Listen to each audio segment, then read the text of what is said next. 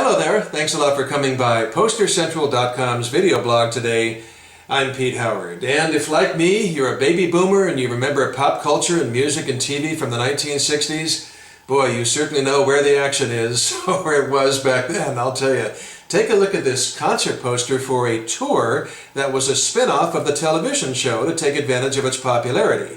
Now, the show was a big hit on ABC television in 65, 6, and 7, and here it is, the spring of 1966, right in the middle of the whole thing, and a traveling caravan package of all of the stars from the tour. So it's, the TV show was created by Dick Clark as sort of a spin-off of American Bandstand, and this tour was a spin-off of the TV show, and what a lot of fun it really looked like.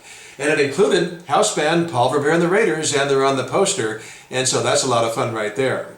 Now this was a tour blank, this particular jumbo window card, and up top, as you can see, it is from Atlanta, Georgia, one of the stops on the tour, and I've not seen this poster from another stop on the tour, but you can be sure one was made for every stop on the tour, because that's the way these tour blanks worked. But you have this just beautiful jumbo day-glow window card made by Posters Inc. out of Philadelphia with a, great screaming fluorescent headline. In fact, let me get a little bit closer in blue there. Live in person from ABC TV, and then in red, where the action is. And, I don't really know how much the tour mimicked the television show, but I guess we can assume pretty closely because there are non-musicians on this poster, so probably all the talent was involved.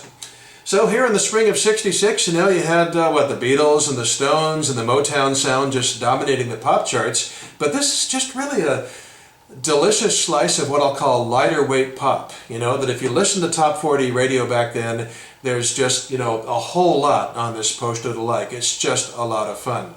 So let's start in the top left row there. And you got Paul Revere The Raiders, as highlighted earlier. Boy, vocalist Mark Lindsay is second from right in that photograph. And what I love about this is it's right between Kicks and Hungry. The timing of this tour and this show is right between those two great records by Paul Revere and the Raiders. Kicks entered the chart in March. This poster is from May, and Hungry entered in June. So, there you have it.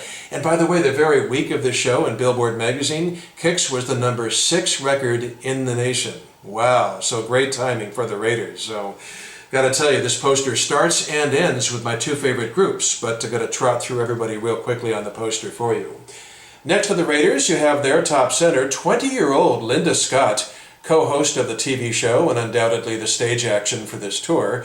She had a couple of hits, top 10 records in 1961 when, amazingly, she was just 15 and 16 years old. Wow. And next to her is the show's other co-host, Steve Alaimo. He's was a teen idol pop singer. He holds sort of a dubious record chart-wise with Billboard for the most number of singles entering Billboard's Hot 100, but not one of them getting into the top 40. And that is with 9 for Steve Alaimo. So that's a tough record to hold, but 9 in the Hot 100 is better than none in the top 100. So understandably, the top row there is the house band for the TV show and the two co-hosts right across the top. That makes sense. Then in the second row, you've got Paul McCartney lookalike, Keith Allison, one of the Action Kids, and he would soon be involved very closely with the Monkees. And he would also go on, interestingly, to play with Paul Revere and the Raiders, starting in '69 for a few years. But he was quite a good looker and a heartthrob, so that's probably why he got singled out. Then, right in the center, you've got the Action Kids in the center of the action. Take a look at that. You got 9 of them there with their names on their shirts, and it looks like a couple have been whited out or blocked out, probably because they couldn't make it on the tour. And then next to them, you've got the Knickerbockers. Wow, I'll tell you, if Keith Allison was a Beatle lookalike, boy, the Knickerbockers were a Beatles sound-alike. I mean, I bought that record when it came out as a young teen, and when me and my friends first heard it on the radio, you thought it was the Beatles. I'm talking about Lies. I'll tell you, that really, it was a big hit in Los Angeles Top 40 radio, but unfortunately not nationally. It just made number 20 on the national charts. And then in the lower left, moving this thing around, you've got Billy Joe Royle, and of course Down in the Boondocks had been a significant hit for him, a top 10 the previous summer. Didn't have too much more important pop action, but interestingly Billy Joe reinvented himself and 20 years later would do a lot of action on the country charts and in fact placed 15 records on the country Billboard's country western chart from the 80s and I should say the 1980s and the 1990s.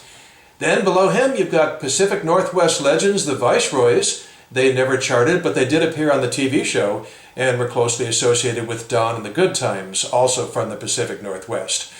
And then you get to it in the lower right-hand corner, last and not even close to least, as you can see, special guest star Gary Lewis and the Playboys. Look at that. I'll get in closer and closer and closer. You just don't see them on concert poster. That's one of the reasons it's so exciting. So they're last, they're in the lower right-hand corner, but interestingly, they're by far the most commercially successful act on this poster. They had just had their, they had just released, really, their 7th consecutive top 10 hit, and it had entered Billboard's chart this very week, and I'm talking about Green Grass. 7 straight top 10 pop hits for Gary Lewis and the Playboys. Wow. 4 of them, it all happened in a very short period also. 4 of them in 1965, and 3 of them right here in 1966. So that's amazing. And the first one was #1, by the way. I'm talking about This Diamond Ring, a very famous record. And that makes Gary Lewis and the Playboys the only pop artist on this poster to have a #1 record in the 1960s with This Diamond Ring. So, boy, this is a lot of fun. There's a lot of action on this poster and a lot of action, of course, in the TV show. And sure, maybe it's a little bit lightweight or whatnot, but it's great, great fun and great music. So is the poster. It's just a hoot. I'd love to see it from another city to see where the tour went. Anyway, thanks a lot for dropping by, and I hope you enjoyed it. We'll talk to you again about something soon. Okay, take care. Bye-bye.